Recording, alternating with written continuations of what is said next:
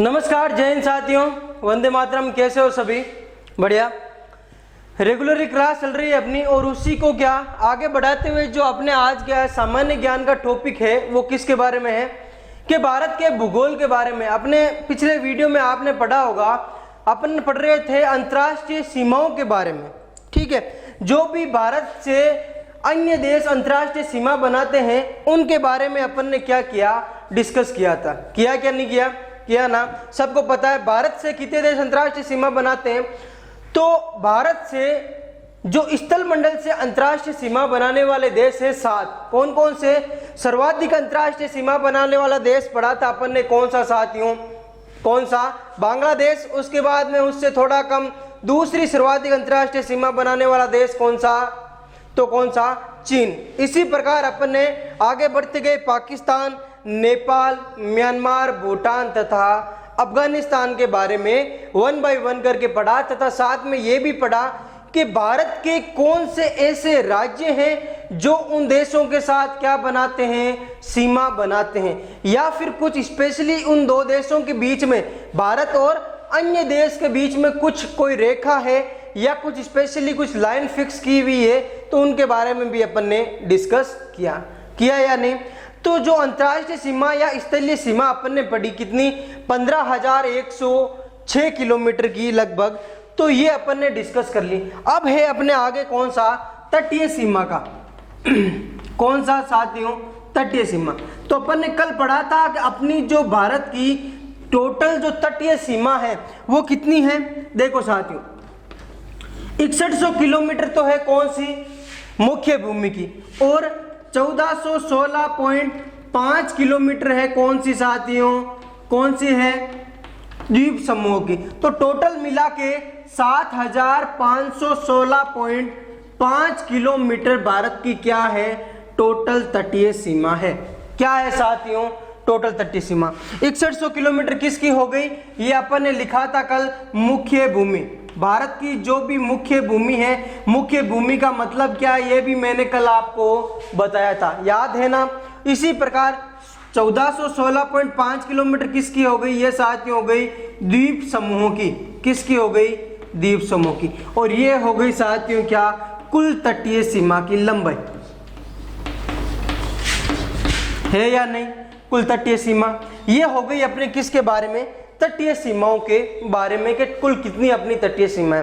अब अपन को देखना है कि भारत के ऐसे कौन से राज्य हैं जो तटीय सीमा पर स्थित है। देखिए, अपन को पूरे भारत की अब मैप की जरूरत नहीं है, अपन को केवल प्रायद्वीपीय भारत चाहिए। कौन सा भारत? प्रायद्वीपीय भारत। मतलब क्या हुआ प्रायद्वीपीय भारत का? कि ये जो नीचे का पोर्शन है अपन को, इसे बोला जाता है प्रायद्वीपीय भारत। प्रायद्वीप का मतलब क्या हो गया? जो तीनों ओर से क्या हो, पानी से या जल से घिरा हुआ हो, उसे क्या बोलते हैं अपन? प्रायद्वीप। और द्वीप किसे बोलते हैं साथियों? जो चारों ओर से पानी से घिरा हुआ हो उसे बोला जाता है साथियों द्वीप। क्या बोला जाता है? द्वीप। तो ये इसे बोला जाएगा क्या? प्रायद्वीपीय भारत। किस प्रकार? देखो साथियों, इस तरफ है बंगाल की खाड़ी, ये हो गया अरब सागर, और नीचे हो गया क्या? हिंद महासागर। तो तीनों ओर से घिरा हुआ है या नहीं है? है। तो अब देखो, अपन को देखना है तटीय सीमा बनाने वाले राज्य। भारत के कितने राज्य हैं जो तटीय सीमा बनाते हैं? सीमा बनाने वाले राज्य।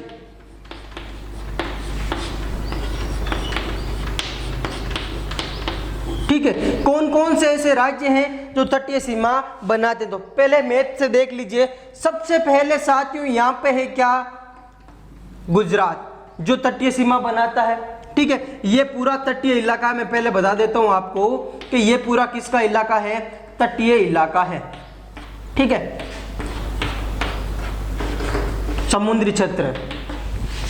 आगे मैं ये भी बताऊंगा कि जो भारत के चारों ओर प्रायद्वीपीय भारत के चारों ओर समुद्री क्षेत्र है, इस समुद्री क्षेत्र में अपना कितना प्रतिशत, मतलब कि अपन कहां तक इस समुद्री क्षेत्र को क्या यूज ले सकते हैं? क्या पूरा जहां तक समुद्र है वो वहां पर तक भारत ही यूज लेगा, या फिर अन्य देश भी यूज ले सकता है? कितना किलोमीटर तक भारत का क्षेत्र है, ये भी अपन आगे क्या करेंगे? डिस्कस करेंगे। तो सबसे पहला राज्य कौन सा साथियों?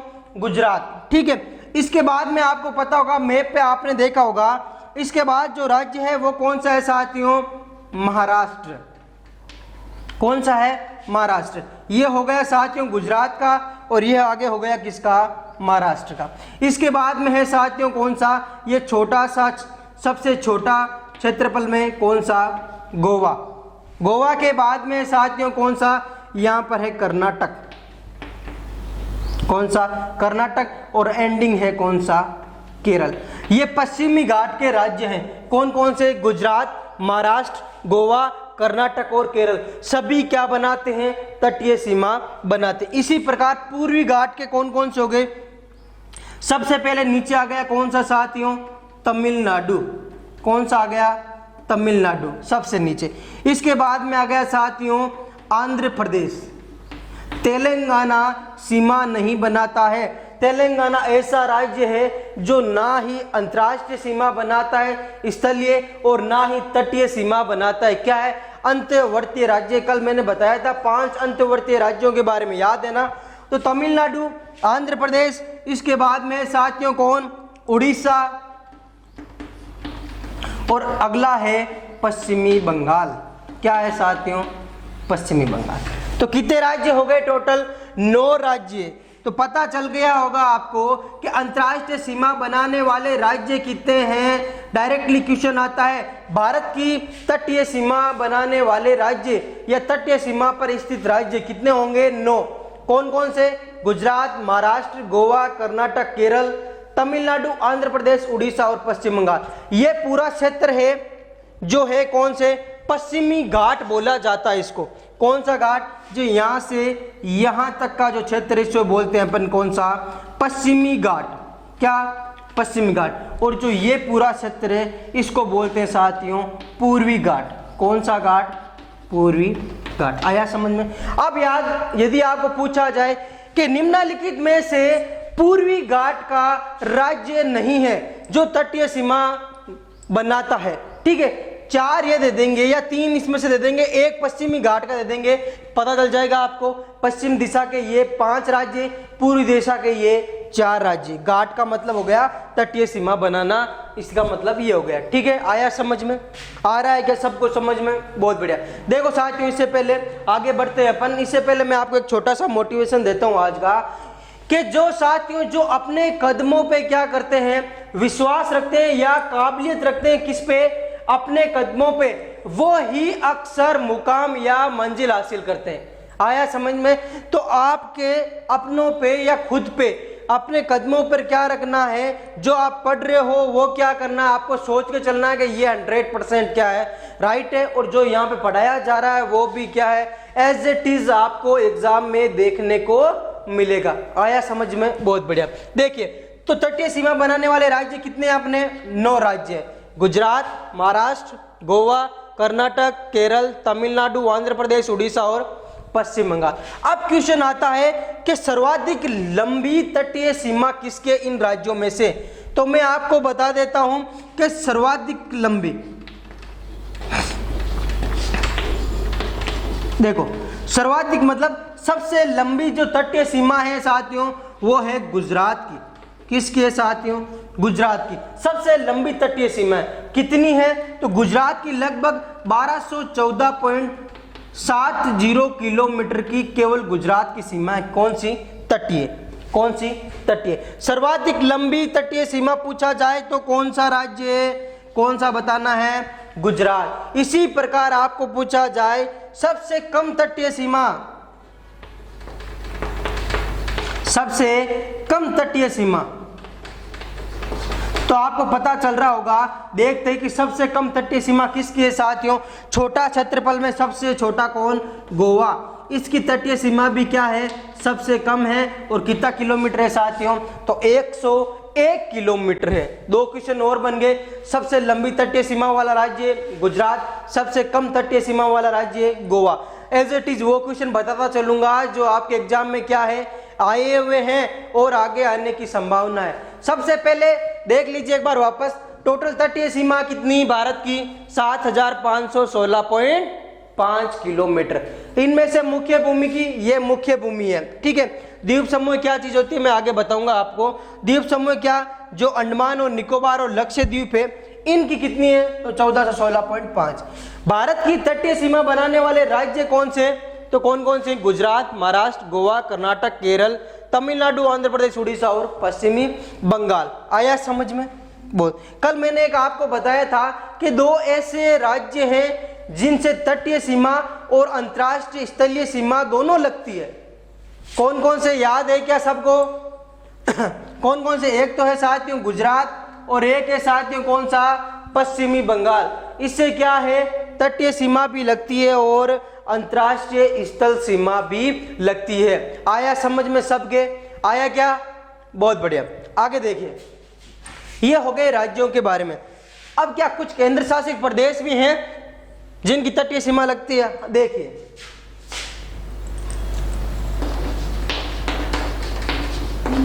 केंद्र शासित प्रदेश। कौन से केंद्र शासित प्रदेश जिनके क्या लगती है साथियों? तटीय सीमा लगती है। क्या? तटीय सीमा। देखो, सर्वाधिक जो तटीय सीमा बनाने वाला केंद्र शासित प्रदेश है वो है साथियों कौन सा? अंडमान और निकोबार द्वीप समूह। अंडमान और निकोबार। ठीक है, सबसे ज्यादा क्या लगता है इसके? क्या लगता है? तटीय सीमा लगती है। इसके बाद में इससे थोड़ा कम लगती है साथियों लक्षद्वीप के। किसके? लक्षद्वीप। इसके बाद दमन दीव और अंतिम है जो क्या है साथियों? चौथा नंबर पर जो सर्वाधिक अंतर्राष्ट्रीय तटीय सीमा बनाने वाला केंद्र शासित प्रदेश है वो है साथियों कौन? पांडिचेरी। कौन सा है? पांडिचेरी या पुदुचेरी, दोनों एक ही नाम है।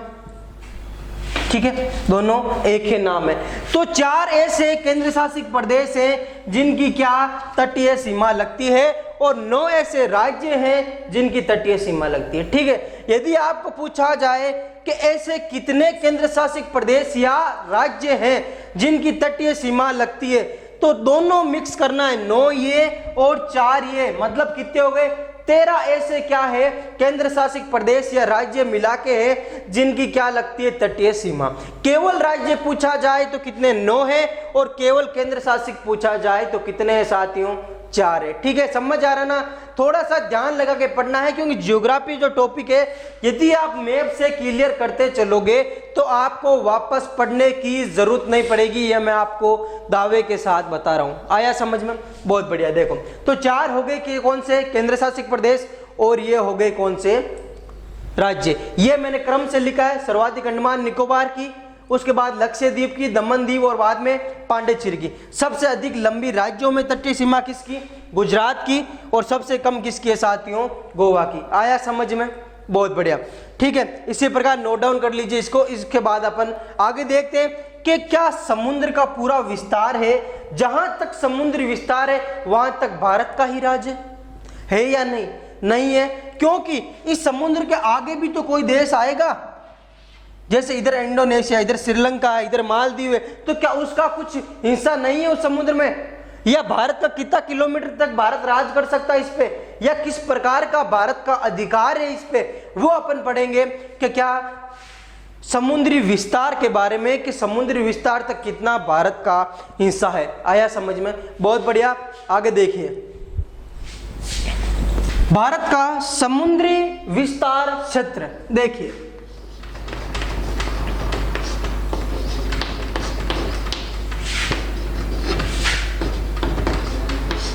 समुद्री विस्तार क्षेत्र क्या मतलब हुआ इसका बताऊंगा मैं आपको, कि ये जो प्रायद्वीपीय भारत है अपना, ठीक है, अब इसके चारों ओर अपन ने देखा कि इस साइड में क्या है, बंगाल की खाड़ी है, पूरा लंबा क्या है समुद्री क्षेत्र है, इस साइड में हिंद महासागर है और इस साइड में पश्चिमी साइड में क्या है, अरब सागर है। तो क्या ये पूरा अरब सागर, बंगाल की खाड़ी और हिंद महासागर पर क्या भारत का ही अधिकार है, या कितना किलोमीटर तक भारत का अधिकार है और कैसा अधिकार है, उसके बारे में अपन पढ़ेंगे। सबसे पहले मैं आपको बताता हूं, जो भारत की तटीय सीमा है, ये तटीय सीमा से 12 समुद्री मील तक, कितना साथियों, 12 समुद्री मील। समुद्री मील का मतलब क्या है, नॉटिकल मील। आपने सुना होगा कि देखो मैं आपको पहले बता देता हूं कि एक समुद्री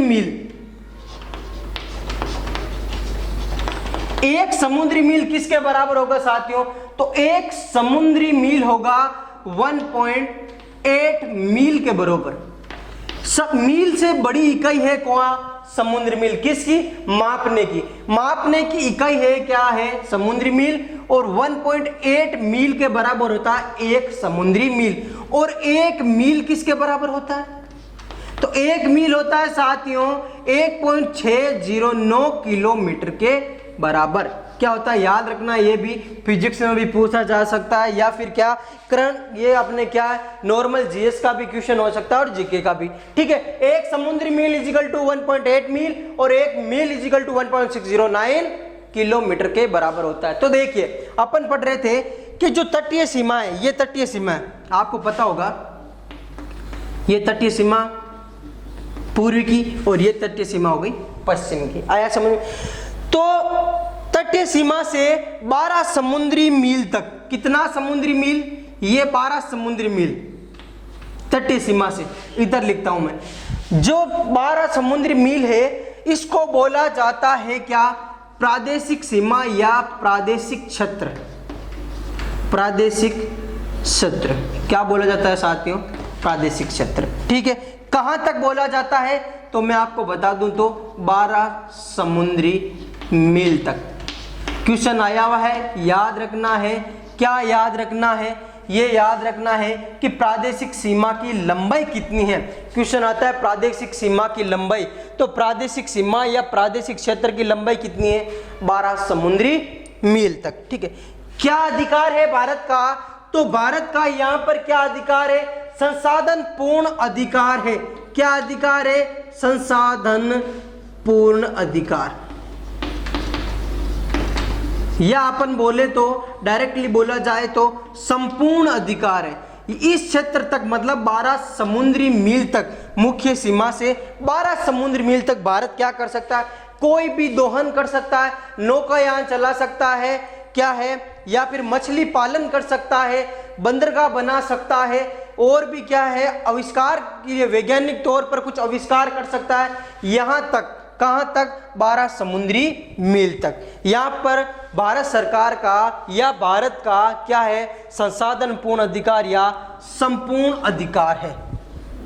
संपूर्ण तक नहीं, संपूर्ण अधिकार। ठीक है, क्या है साथियों? संपूर्ण अधिकार। आया क्या समझ में? कितना समुद्री मील? 12 समुद्री मील। इसी प्रकार आगे एक और सीमा है, कितनी है? ये मुख्य भूमि से है 24 समुद्री मील। कितनी है साथियों? 24 समुद्री मील। क्या है यहां पर भारत का क्या अधिकार है? कुछ अधिकार है क्या? हाँ अधिकार है। यहां पे भारत का सबसे पहला तो अधिकार है वित्तीय व सीमा शुल्क, सीमा शुल्क का अधिकार।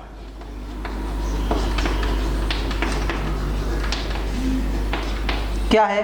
वित्तीय व सीमा शुल्क का अधिकार है। ठीक है, दूसरा है साफ सफाई का। बताऊंगा क्या मतलब होता है इसका। देखिए 24 समुद्र तक अपन ने देखा कि क्या वित्तीय व सीमा शुल्क का अधिकार है, और इस सीमा क्षेत्र को बोला क्या जाता है? ये अपन ने नहीं लिखा, देख लीजिए। इसको बोला जाता है साथियों संलग्न क्षेत्र। क्या बोला जाता है? संलग्न क्षेत्र या संलग्न सीमा। क्या बोला जाता है? संलग्न क्षेत्र या संलग्न। तो यदि आपको पूछा जाए संलग्न सीमा की या संलग्न क्षेत्र की लंबाई तो कितनी है? 24 समुद्री मील। क्या अधिकार है? वित्तीय व सीमा शुल्क अधिकार। मतलब वो क्या हुआ कि यदि अन्य किसी देश का क्या जहाज सामान लाके 24 समुद्री मील के अंदर एंटर हो गया तो भारत सरकार उससे शुल्क ले सकती है, सीमा का शुल्क ले सकती है या वित्तीय अनुसार कुछ प्रावधान कर सकती है। यह भारत का या भारत सरकार का क्या अधिकार है। 24 समुद्री मील के यदि बाहर कोई जहाज घूम रहा है तो भारत का कोई अधिकार नहीं है कि वो उस जहाज से या वाहन से क्या शुल्क अदा करे। आया समझ में? कोई अधिकार नहीं। कहां तक अधिकार है? 24 समुद्री मील। यदि 24 समुद्री मील के एंटर कर गया कोई भी जहाज तो भारत का अधिकार वो क्या ले ले, उससे शुल्क ले ले। या फिर भारत का कोई भी परिवहन, जहाज परिवहन, जल परिवहन यदि क्या 24 समुद्री मील से बाहर निकला तो भी भारत सरकार उससे क्या ले सकती है, सीमा शुल्क या शुल्क वसूल कर सकती है। आया समझ में? तो दो अपन ने पढ़ा क्या, दो सीमाओं के बारे में, एक पढ़ा प्रादेशिक क्षेत्र या सीमा, एक संलग्न क्षेत्र या सीमा। क्या इतना ही अधिकार है भारत का? नहीं, एक और अधिकार है। देखिए, मुख्य भूमि से 200 समुद्री मील तक, कितना साथियों, 200 समुद्री मील, जिसे बोलते हैं अनन्य आर्थिक क्षेत्र। क्या बोला जाता है? अनन्य आर्थिक क्षेत्र। कुछ अधिकार है क्या? देखो, इस क्षेत्र में अधिकार भारत का या किसी भी देश का बहुत ही कम है। क्यों कम है? इसलिए कम है क्योंकि ये जो 200 समुद्री मील तक का पूरा क्षेत्र है, यहां तक भारत केवल प्राकृतिक दोहन कर सकता है। क्या कर सकता है साथियों? प्राकृतिक दोहन। आया समझ में? केवल प्राकृतिक दोहन कर सकता है। 3 सीमा पढ़ी अपन ने। सबसे पहले प्रादेशिक क्षेत्र, यहां पर भारत सरकार है क्या है, संपूर्ण अधिकार है, पूर्ण अधिकार है। फिर अपन ने पढ़ा कौन सा, संलग्न क्षेत्र, यहां पर क्या है साथियों, वित्तीय सीमा शुल्क अधिकार है। अगला है समुद्री आर्थिक अनन्य क्षेत्र, जहां पर प्राकृतिक दोहन। मतलब क्या हो गया, यदि वहां पर 200 समुद्री मील तक यदि समुद्र में पेट्रोल का खनन करना चाहता है भारत, तो डेफिनेटली क्या कर सकता है, डेफिनेटली कर सकता है। इसके अलावा वैज्ञानिक कोई भी अनुसंधान है वो भी कर सकता है। अधिकतर वैज्ञानिक अनुसंधान इसी क्षेत्र में किए जाते हैं। कौन से क्षेत्र में? अनन्य आर्थिक क्षेत्र में। कौन से क्षेत्र में? अनन्य आर्थिक। समझ में आया? इसके बाद 200 समुद्री मील के बाद भारत का कोई अधिकार नहीं है। तो किसका है? देखिए, जो भी अन्य उस समुद्र का पड़ोसी देश है उसका भी अधिकार नहीं है पूर्ण, उसका भी लिमिटेड अधिकार है। बाकी का जो बीच का क्षेत्र है उस पर एक सहमति या एक मीटिंग होकर एक पूर्ण सहमति होती है कि इस बार चलो इतना प्रतिशत आपका, इतना प्रतिशत मेरा। कोई भी फिक्स देश का एकाधिकार नहीं होता है। भारत का केवल यदि अधिकार देखें तो तटीय सीमा से 200 समुद्री मील, चारों तरफ का 200 समुद्री मील तक का अधिकार है, कुछ ना कुछ अधिकार है। आया समझ में? बहुत बढ़िया। ठीक है, ये हो गया अपना किसके बारे में, भारत का समुद्री विस्तार के बारे में। देखो साथियों, अपन जो ज्योग्राफी पढ़ रहे हैं, मैं डेफिनेटली वादा करता हूं आपसे कि ऐसी आपने किसी भी तौर पर कभी नहीं समझा होगा। ये मैप से मैं आपको 1 बाय 1 करके बता रहा हूं। क्यों बता रहा हूं? क्योंकि वापस आपको पढ़ने की जरूरत नहीं पड़ेगी। ठीक है, आया समझ में? बहुत बढ़िया। अब अपन इसके आगे देखेंगे समुद्री, तटीय समुद्री जो इलाका है, इससे अपने भारत के पड़ोसी देश कौन कौन से। जैसे अपन ने अंतर्राष्ट्रीय सीमा वाले पढ़ लिए 7 देश। क्या तटीय इलाके से भी, समुद्री इलाके से अपने देश लगते हैं? लगते हैं। देखो, श्रीलंका लगता है, इंडोनेशिया लगता है, और कौन सा, मालदीव लगता है। 3 ऐसे देश हैं जो तटीय इलाके से भारत के क्या पड़ोसी हैं या अंतर्राष्ट्रीय तटीय सीमा लगाते हैं। ठीक है, देखिए आगे, देखिए आगे। भारत के समुद्री जलीय सीमा बनाने वाले देश,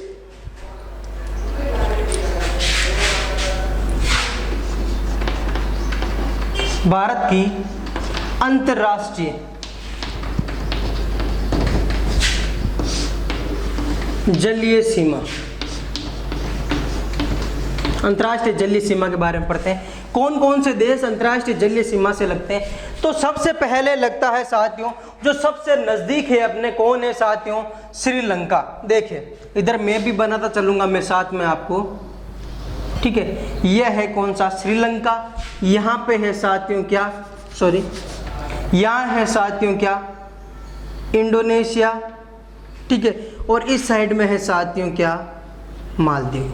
ठीक है, ये 3 देश जो क्या लगाते हैं, भारत के साथ किसी ना किसी प्रकार से क्या जलीय सीमा लगाते हैं। तो सबसे निकटतम क्या है साथियों? सबसे निकटतम जो देश है क्या, भारत के, भारत का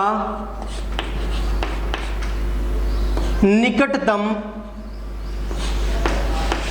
समुद्री पार देश, वो है कौन सा साथियों? श्रीलंका है। कौन सा है? श्रीलंका।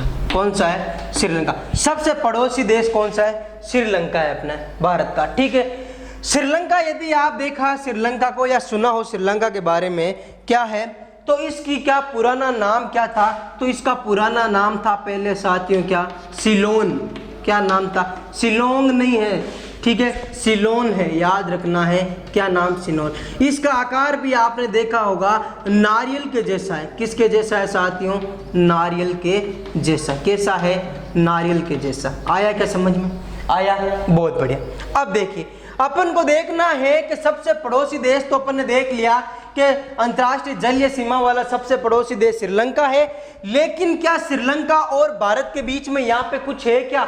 देखो क्या है यहाँ पे, उसके बारे में मैं आपको बताता हूँ थोड़ा सा मैप से। आपने सुना होगा, ये है श्रीलंका, थोड़ा नीचे बना लेता हूँ, क्या आगे बीच में बनाने का क्या है, मेरे को स्पेस मिल जाएगा। ठीक है, अभी पहले अपन फिलहाल श्रीलंका की बात करते हैं, बाकी बाद में करेंगे मालदीव और किसकी? इंडोनेशिया। देखिए, तो यहां से जो क्या कन्याकुमारी का एंडिंग पॉइंट है तमिलनाडु से, यहां पे एक ब्रिज बनाया गया है जिसका नाम है साथियों, क्या नाम है? पंबन ब्रिज। क्या नाम है?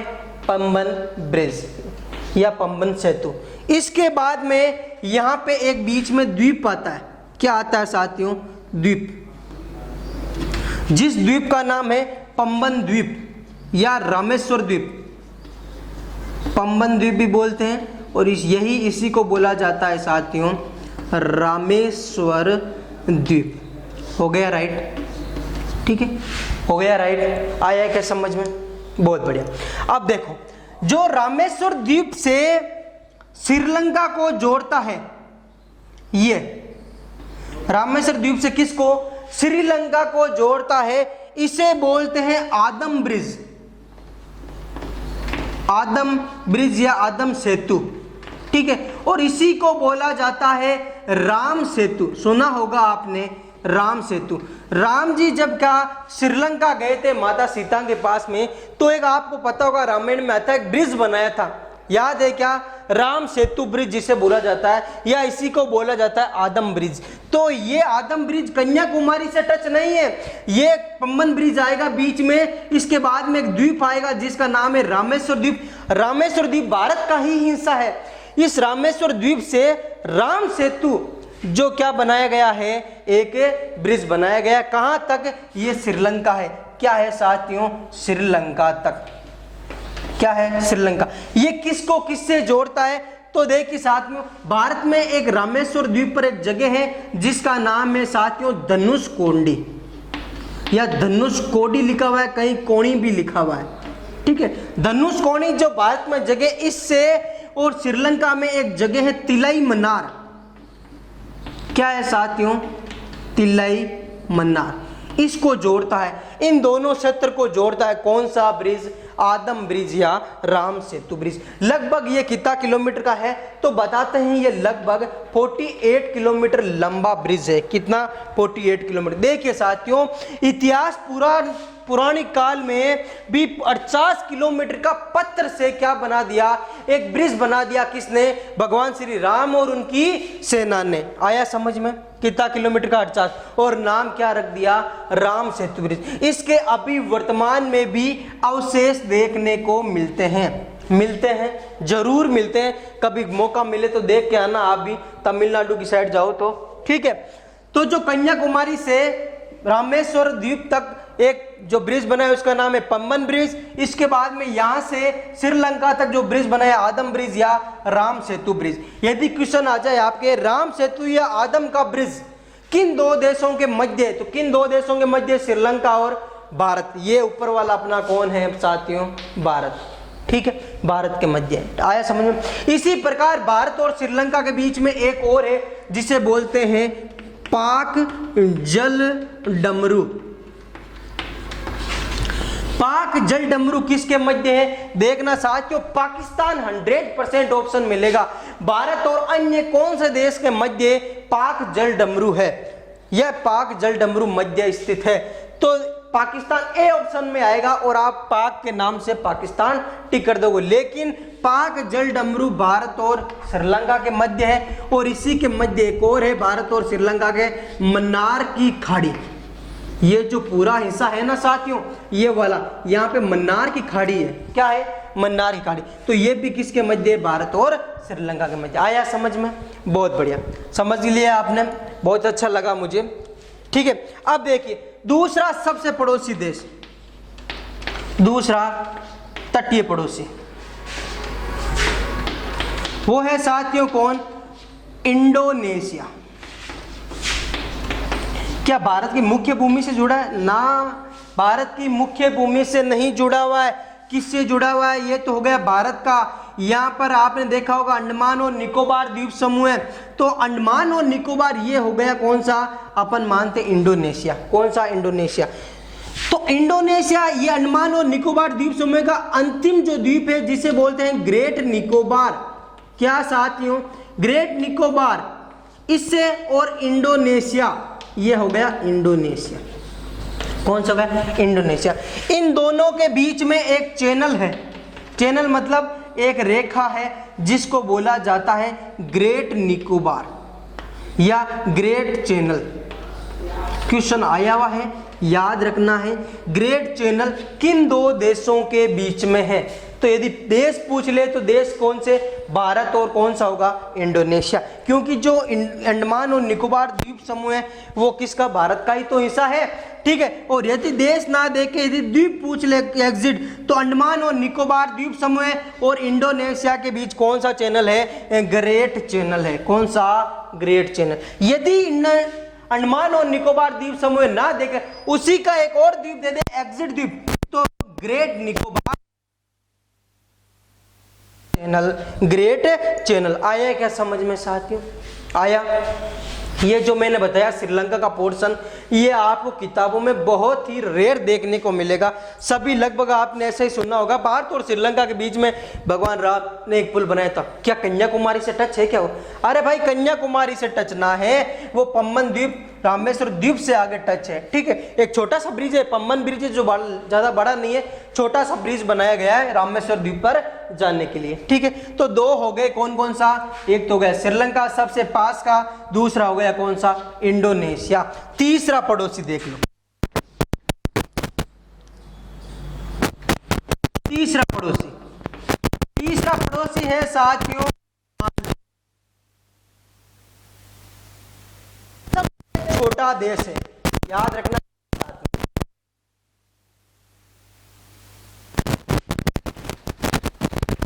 ठीक है, एशिया का सबसे छोटा देश कौन सा? मालदीव। ठीक है, भारत और मालदीव के बीच में क्या कुछ है देखते हैं। देखो ये है कौन सी साइड में, पहले तो मैं बता देता हूं। ये है भारत का जो पोर्शन अपन देखते हैं, ये भारत का पोर्शन, प्रायद्वीप है भारत का। इस साइड में बंगाल की खाड़ी, जो इस साइड में है अरब सागर। अरब सागर में एक जिस लक्षद्वीप, इस लक्षद्वीप और मालदीव के बीच में ये हो गया मालदीव। कितना डिग्री चैनल है? तो याद रखना है साथियों 8 डिग्री। चैनल क्या है? चैनल का मतलब ये हो गया कि 8 डिग्री उत्तरी अक्षांश रेखा। चैनल का मतलब एक पंथ रास्ता से नाम से देख लो कि एक रास्ता है, 8 डिग्री चैनल नाम दे दिया। 8 डिग्री ही क्यों दिया? क्योंकि उस जगह से 8 डिग्री गुजरती है, तो इसलिए इसका नाम मालदीव के बीच में। पूछे जाए तो मिनिकॉय के बीच में, यहाँ पर एक द्वीप का ही द्वीप है मिनिकॉय। किस नाम से? मिनिकॉय के नाम से। ये भी मिनिकॉय और लक्षद्वीप के बीच में 8 डिग्री चैनल, और मिनिकॉय और मालदीव के बीच में 8 डिग्री चैनल। लक्षद्वीप और मिनिकॉय के बीच में एक और चैनल आएगा, आगे बताऊंगा मैं, वो है 9 डिग्री चैनल। कितना? 9 डिग्री। तो यदि आपको पूछा जाए मिनिकॉय या मालदीव के बीच में कौन सा चैनल है? Degree channel. यदि आपको पूछा जाए कि अंतरराष्ट्रीय तटीय सीमा बनाने वाला सबसे नजदीक का दूसरा या तीसरा, आया समझ में? बहुत बढ़िया। अपन ने पढ़ा तटीय सीमा का अपना जो पूरा पोर्शन है वो हो गया कंप्लीट। अपन ने क्या क्या पढ़ लिया? एक तो पढ़ लिया स्थिति विस्तार, एक पढ़ लिया अंतर्राष्ट्रीय सीमा, जो भी भारत की सीमा है टोटल उनके बारे में पूर्ण रूप से विस्तृत पढ़ा है। इससे बाहर आपको देखने को नहीं मिलेगा। आया समझ में?